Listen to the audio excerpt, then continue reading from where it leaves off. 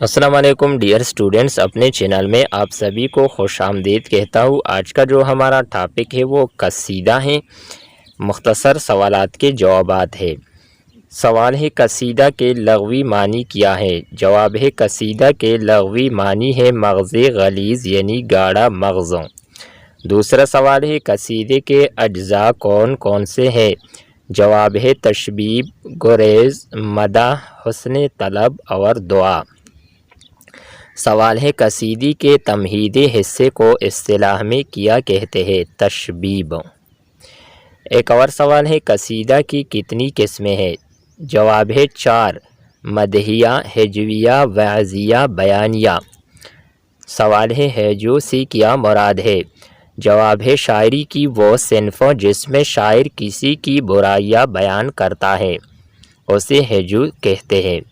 سوال ہے قصیدہ تضحیک روزگار کس کا ہجویہ قصیدہ ہے؟ جواب ہے مرزا رفیع الدین سودا۔ سوال ہے اردو قصیدے میں سودا کے بعد دوسرا درجہ کس شاعر کو حاصل ہے؟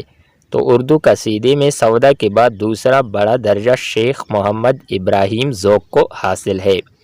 سوال ہے کس شاعر نے سودا کو قصیدے کا نقاش اول اور ہجو کا بادشاہ کہا ہے؟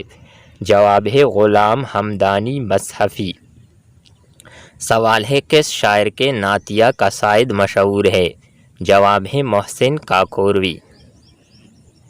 سوال ہے محسن کاکوروی کا کون سا قصیدہ اردو شاعری میں ممتاز حیثیت کا حامل ہے؟ تو اس میں صحیح جواب ہے مدح خیر المرسلین۔ سوال ہے محسن کاکوروی کس پیشے سے وابستہ یا منسلک تھے؟ جواب ہے وکالت کے پیشے سے۔ سوال ہے محسن کاکوروی کا پورا نام کیا ہے؟ جواب ہے مولوی محمد محسن۔ ڈیئر اسٹوڈنٹس، امید کرتے ہیں کہ آپ کو یہ ویڈیو اچھی لگی ہوگی۔ نیکسٹ ویڈیو کے ساتھ دوبارہ ملتے ہیں۔ اللہ حافظ۔